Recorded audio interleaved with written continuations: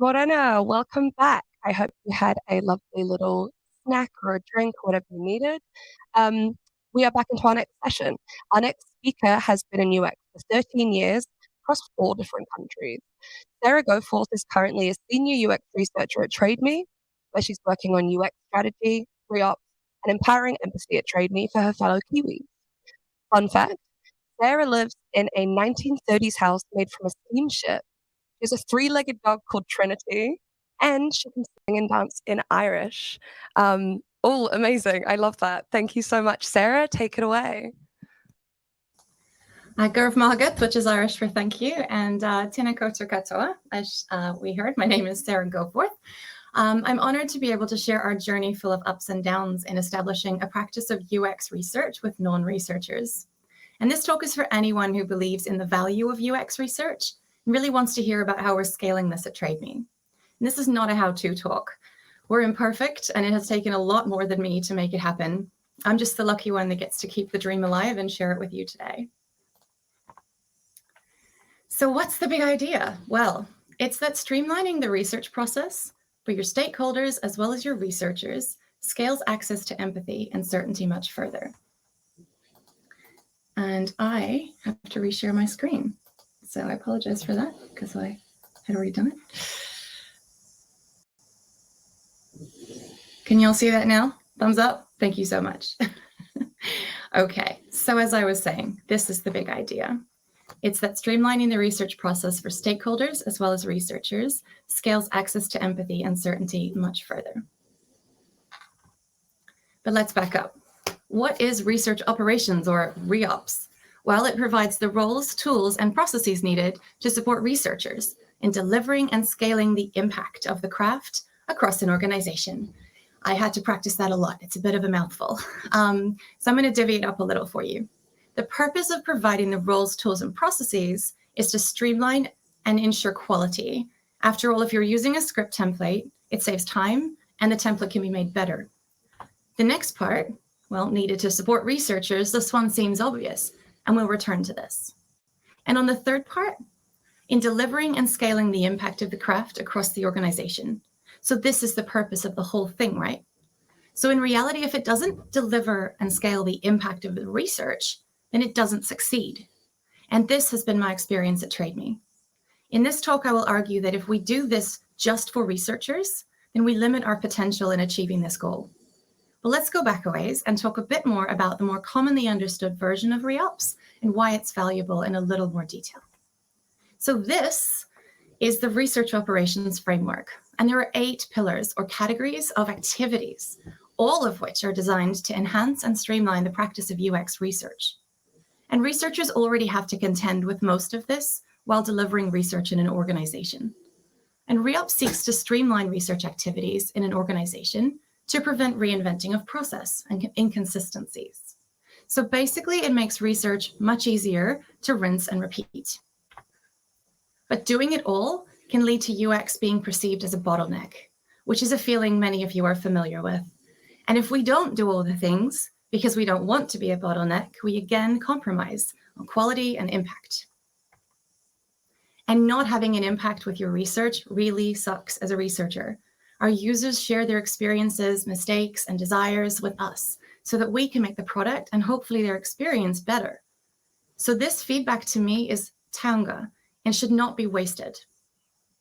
As a researcher, I look at us as kaitiaki, or guardians for our users' feedback. We ask participants to be honest and to make mistakes in front of us, which requires a certain amount of vulnerability. And there should be no more important part of our job as researchers than ensuring that taonga or user feedback doesn't get misused, misunderstood, or go to waste, and that what we learn is used to greatest impact. This, to me, is what makes me passionate about ReOps succeeding in my organization, and why I felt that continuing the rollout of ReOps at TradeMe was more important at the time than just continuing to produce more and more research reports. In fact, more often than not, our reports are not felt in the same way as hearing a user's story or watching them struggle. Erica Hall, author of Just Enough Research, said that people want a shared reality and not another report. To be a good kaitiaki of the user's voice to greatest impact, We have to create a shared reality. And to do that, we have to know where we stand in our organization. So back to this big list of activities. Notice how many of these activities are organizational and not strictly about just conducting research. I've observed how this combination of streamlining research as well as streamlining how it integrates with your organization can lead to ultimately the three things that UX research can't do without to survive, which is credibility, quality or integrity, and impact. And if we skip the organizational context activities in this list, we run into other problems. And sometimes we're not in sync. The timing is off. We learn valuable things, but the pressures of the organization and deadlines are such that the business may have to feed the development machine and get on with building something. And that precious teanga is not used to its full potential. In short, it's really hard to choose which activities on that framework we should tackle first. And making things faster for researchers doesn't necessarily get us in sync with the business. And so what is different about our definition? Ultimately, the reason we changed it is at TradeMe, customer aroha is one of our values and is important to all of us. So we had this radical idea that streamlining the research process for your stakeholders to do research, as well as researchers, may have a bigger impact on the product and increase your influence. Now, I can understand the reluctance of researchers to allow non-researchers to tackle it. How do you get very busy people to participate? Won't it be hard to get other people to do the boring bits? We find that recruiting is a particular thorn in people's side. And coaching research is very much one by one. And because it's a soft skill as much as anything, it's too complex to be learned in a hurry. And if non-researchers are doing their own research, it can be disastrous to the credibility of the research, right? Or the quality of the data. What if non-researchers make mistakes? And how does it scale? How does it scale with such limited coaching resource? How can a small team hold everyone's hand and guide them through? Now, disclaimer, it's not really an accurate picture, is it? Lots of you are non-researchers and you do your own testing as designers. And so realistically, not everyone is starting out at the same level, which is all the more reason to choose the activities from the framework that makes sense in your organization and for the people you're supporting. We at TradeMe are creating a practice of research for non-researchers, and empowering decision makers to walk is a precursor to helping them run. Sometimes there are no shortcuts when influencing change or when teaching the complex skills required, such as facilitating or analysis. And this is our context. It's pretty much what we've been talking about, right? We have 4 baton carriers, and we had at the beginning, or kaitiaki, and, well, a very large organization. And we started out with trying to influence the number of people you see in the blue boxes, about 35. These are the everyday product decision makers that we worked most closely with. And without access to empathy, our stakeholders were finding it hard to do the rest of this process. Decision makers and designers who weren't hearing it straight from the user were less able to define, ideate, prototype, and test from a place of connection to the user. Our context at TradeMe is set with our purpose. It is what makes our stakeholders' work meaningful. I was able to define a purpose for UX that supported TradeMe's purpose and critically got buy-in from leadership that our efforts should be aligned with achieving this. So we got buy-in for this strategy because both UX and the business wanted us to work on the more strategic, high-value areas. But as you've already seen, we have to walk before we can run. If ROI of UX is a problem in your organization and you want to implement some ReOps framework activities that support ROI first, then consider those activities before you do some of the others. How we got started is represented here in the green boxes. We took a very self-service approach in the beginning, and we built up an extensive library of methods, playbooks, and guides, and made them available on our organization's knowledge platform, or wiki. We also needed a way for stakeholders to connect with meaningful insights and wanted a knowledge management platform that maintained the integrity and transparency of the teanga or user feedback that we heard and the beliefs or insights that they led to in the business. We chose Gleanly as this place in the hopes that we could also connect insights to the decisions or product changes that those beliefs led to. We communicated this change to a self-service model for doing research, and we started handing over the reins to our stakeholders with workshops, coaching, and resourcing. We planned out the various activities on a timeline, and we got to work. And despite 2 org changes and 2 of our staff leaving us, we were able to complete these activities in about the same time we agreed. And this is what it looked like. We came up with 35 method cards and the associated plays that enact these. For those we anticipated would be high use and complex, longer guides were written as well. And I will be doing a shout out to Martin Bulmer, who's also talking here today, but he wrote pretty much most of the content. From this page on our UX wiki, it was also possible to see at a glance a quick summary of what's involved in a usability test and simple steps to follow. Over on the right, you're given a standard timeline for how these usually run. There were also supporting guides for recruitment, facilitating, note-taking, reporting, and data and privacy responsibilities as a researcher. Any templates we were already using were linked here, including how to book a room for interviews, get help with recruitment, request an incentive, and more. We were still very much holding hands, though, in the early days, and to an extent, we still are. These are a few of the method cards up close, and they show difficulty as well as what phase and discovery this method should be most useful. We're also almost finished with a new design of these cards, but the content has remained largely unchanged. But we were developing all of this during the outbreak of COVID, and we were establishing a new way of doing things while still doing research on our own, and it was not easy. The business had challenged research with scaling and coaching others as our team shrunk. And suddenly, ReOps didn't feel like it was an optional thing anymore. It was to streamline and contextualize or die, which I like to fondly think of as creative constraints. It was necessary to ensuring the success of research in our changing environment. So the business were still leaning heavily on coaching, and we discovered that the self-service resources were not being accessed very often. It formed a strong foundation, but it wasn't having the impact on its own because it was buried in our wiki and didn't touch their process.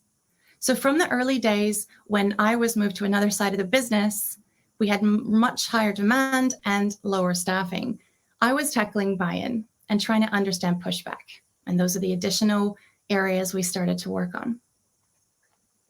I got a bunch of stakeholders in a room and we brainstormed their pain points with accessing research. And this is what we found. Accessing customers, what types of research they needed to do, how they should do it, and how much rigor is really needed. Can I not just call the users?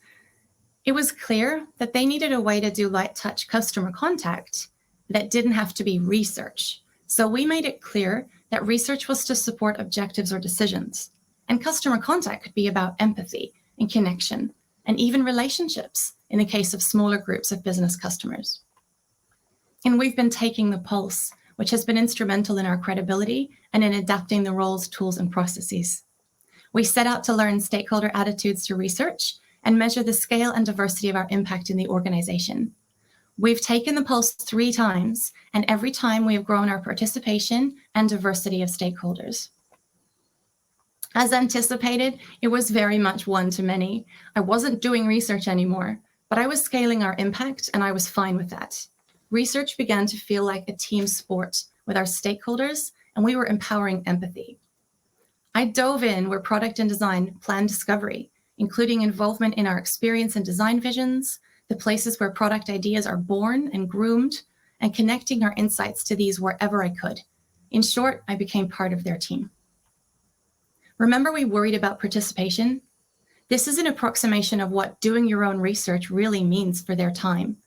And despite the extra effort, we managed to keep demand high for UX, even though we weren't doing it for them anymore. Product managers and designers were partnering with each other to split this workload, and they both stood to gain from the insights, and they were putting in the mahi to see it get done. This is an example of how we learned and adapted. We learned that non-researchers really don't like inviting participants, and so our research operations coordinator took on a lot of this for them. One key difference 9 months after we launched ReOps is that 30% in April said they would not like to be involved in any of these areas, dropped to 12% in September. Any reluctance we were seeing earlier was dropping away. And things were going gangbusters. By September 2021, we had 33 people involved in research in the wider TradeMe team, and within the previous 3 months too. And not all of them were product. So we were diversifying, even after our team had reduced from 6 in the very beginning to 3 full-time staff. We had a new trial expansion of a ReOps coordinator role, and this was a person from our customer experience team, so it was a great opportunity for secondment. But then our context changed again. The ReOps expansion trial ended, and 2 of the remaining 3 team members left the organization. This was also the time when the business wanted to understand the ROI and the direction of UX in the organization and the way we were implementing research operations, which meant I had to pivot, and we put some numbers behind our efforts. This is tackled in the framework, in the environment pillar, and the people pillar. It also speaks directly to the efforts in the framework that are about growing credibility for the practice of research. This metric shows that ReOps at TradeMe helped 76% of our stakeholders achieve certainty as a result of the research we helped them conduct. Through our work on meeting the business where they are, we were able to engage with research and measured it for our most recent survey. These are pretty compelling metrics when certainty is everything to making educated product bets. In addition to this, stakeholder confidence when conducting research went from 62% to 76%, which is great for us to see that the coaching, roles, tools, and processes were helping. One of our business strategic objectives is speed to customer value, and it's clear here how getting our metrics to match those that exec had defined was really important. ReOps helped 78% of stakeholders achieve that certainty quicker. It wasn't great optics for senior product managers spending all day ringing and inviting users, but with these metrics, we were able to show that despite that extra work they were putting in, that they were able to get that certainty quicker. And numbers really work with making your case, even more than stories. And if you learn anything here, remember to measure how well your ReOps is going, so you can choose the right activities in the framework to focus on next. Showing how influential research findings were to stakeholders made it a lot easier for exec to see that product teams really needed access to these insights. We also managed to generate really high levels of empathy, which, as you may recall, was the heart of our purpose statement.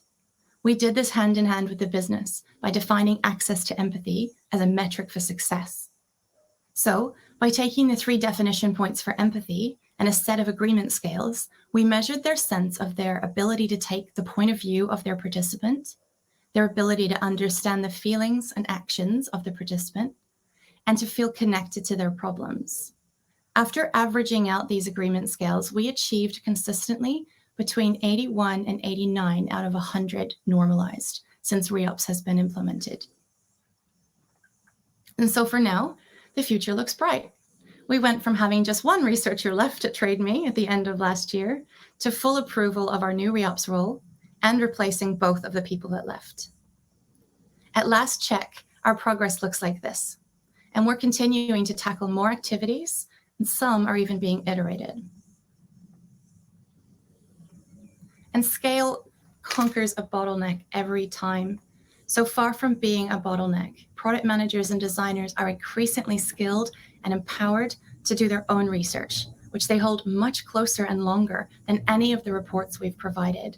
I can recall many instances of looking over my computer screen and seeing product managers with their analysis boards up on their screen almost all of the time.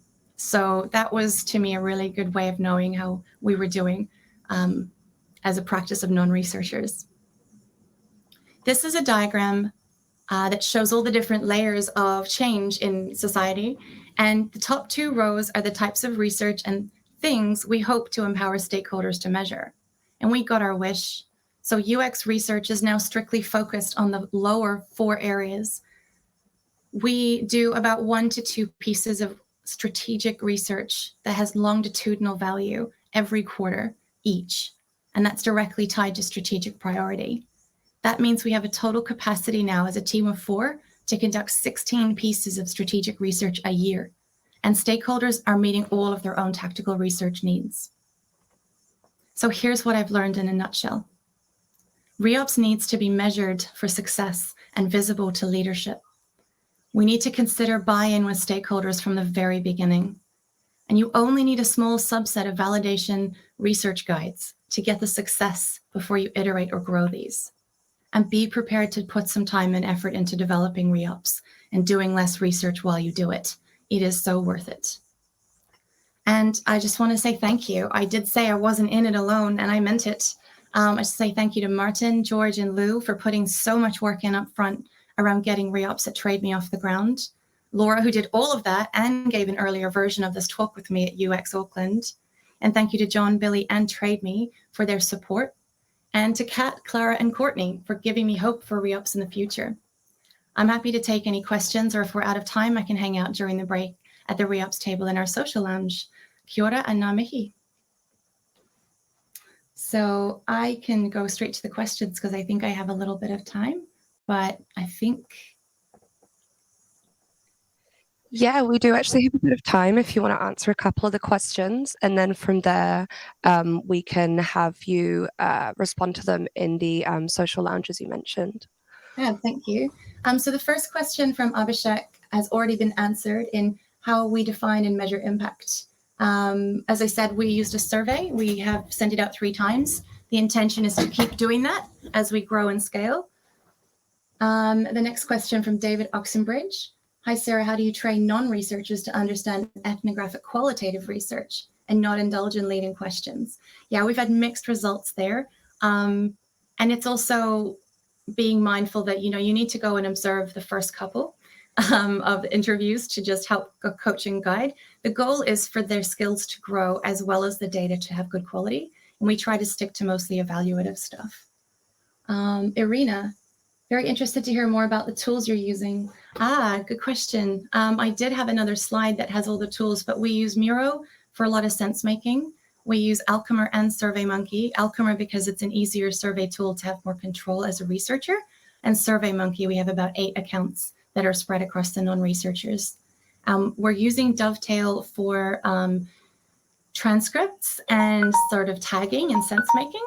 And so, yeah, that's, a lot of the stuff that we're using. And of course, Gleanly, which is growing all the time. And we're loving how transparent it makes the context of our insights. I believe we might be out of time. So I may just answer the rest over in our table. And thank you so much for watching.